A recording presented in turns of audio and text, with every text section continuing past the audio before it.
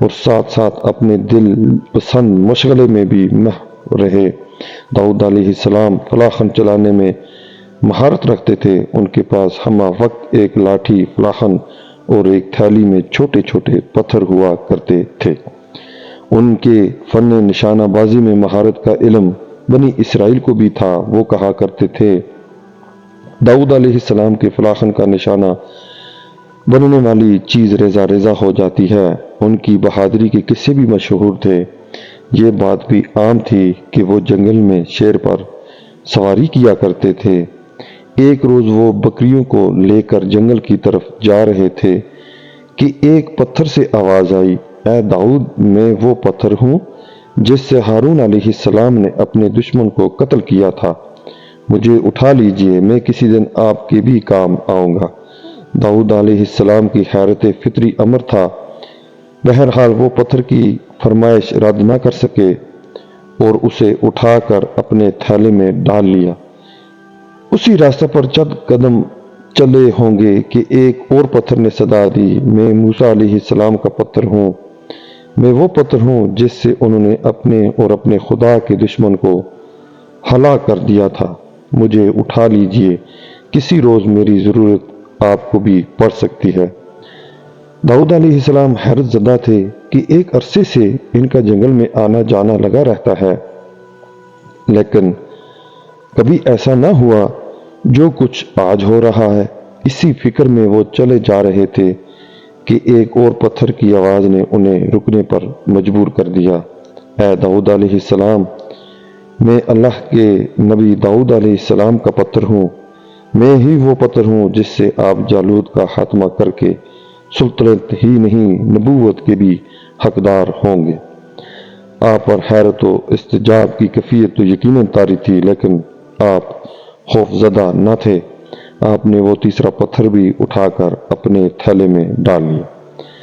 ابھی وہ پتھر بقیہ دو پتھروں سے ٹکرایا ہی تھا کہ داؤد علیہ السلام کے دیکھتے ہی دیکھتے تینوں پتھر ایک دوسرے میں ضم ہو کر ایک بڑے پتھر کی شکل اختیار کر گئے۔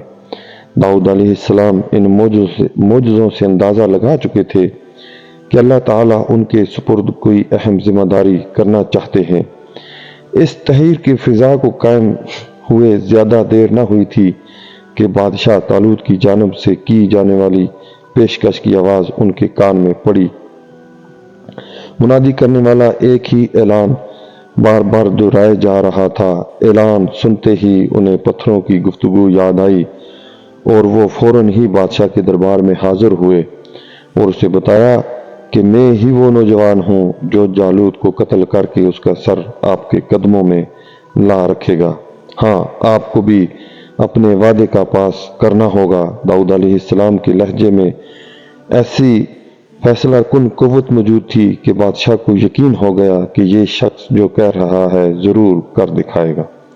اس نے کہا، مجھے اپنا وعدہ یاد ہے، تم جہاد کی تیاری کرو۔ بنی اسرائیل اور جالوت کی فوجیں ایک وادی میں جمع ہو رہی تھیں۔ جالوت کا عظیم لشکر اور جنگی ساز و سامان اور گھوڑوں کی تعداد طالوت کے لشکر کی ہمت پست کرنے کے لیے کافی تھے، لیکن طالوت اپنے مجاہدین کی ہمت بڑھا رہا تھا۔ جالوت طالوت کے مقابلے میں کم عمر بھی تھا، قد و آور بھی اور زبردست ڈیل ڈول کا مالک بھی۔ اس کا سارا جسم پتیل کی ذرہ نے محفوظ کر رکھا تھا۔ سر پر بھی پتل ہی کا مضبوط خود پہن رکھا تھا۔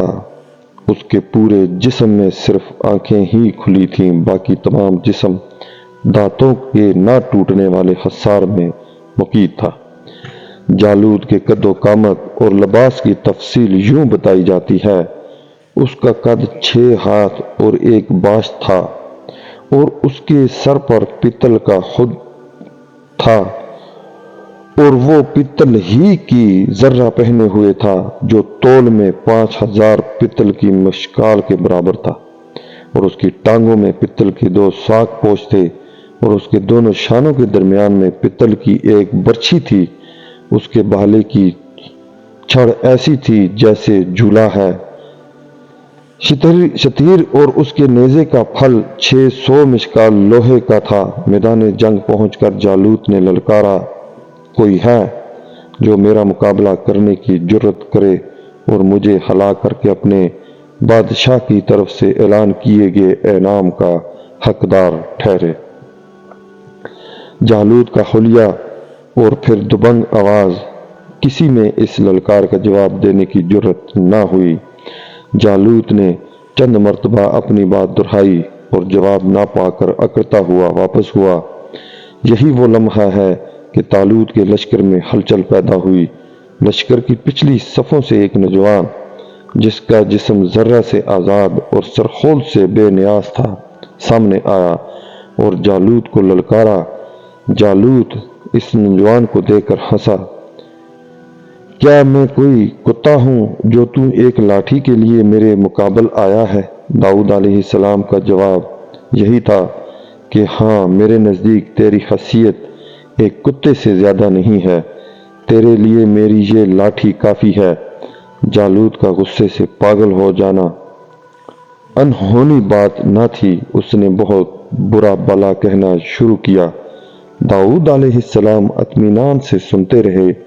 وہ جانتے تھے کہ حق کی باطل پر فتح انہی کی مقدر میں لکھی جا چکی ہے۔ خود پر اعتماد اور اللہ پر یقین نے انہیں جرأت عطا کی۔ وہ مسکراتے ہوئے جالوت کی طرف بڑھے، خاموشی سے تھیلے سے پتھر نکالا، فلاخن میں رکھا اور مہارت کے ساتھ اس کے ماتھے کا نشانہ لے ڈالا۔ خدا کی قدرت سے ہوا کا ایک جھونکا ایسا آیا کہ جالوت کا وزنی، خود جس کا وزن 80 سیر اور طبقات ناصری کے مؤلف مترجم غلام رسول مہر کے مطابق 60 سیر تھا، ایسے اڑ گیا جیسے ایک سوکھا پتا اڑتا ہے۔ داؤد علیہ السلام کا فلاخن سے پھینکا گیا پتھر فضا میں ہی 3 حصوں میں منقسم ہو گیا۔ 2 ٹکڑے دائیں بائیں جانب سے نکلے اور تیسرا عین پیشانی کے درمیان میں لگا اور پیشانی چیر کر دوسری جانب سے نکل گیا۔ جالوت گھوڑے سے گرتے ہی داؤد علیہ السلام نے اس کا سر تن سے جدا کیا اور طالوت کے پاس لے گئے، یعنی جالوت کے داؤں کا پول کھلنے میں لمحہ بھر نہ لگا۔ فلسطینی فوج اچانک بازی پلٹتے دیکھ کر سراسیمگی کا شکار ہوئی۔ خود بنی اسرائیل بھی نہ جان پائے کہ اس ایک لمحے میں کیا ہو گیا ہے، لیکن جلد ہی معاملے کی تہ تک پہنچ گئے اور ایک نئی قوت کے ساتھ دشمنوں پر ٹوٹ پڑے اور فلسطینیوں کو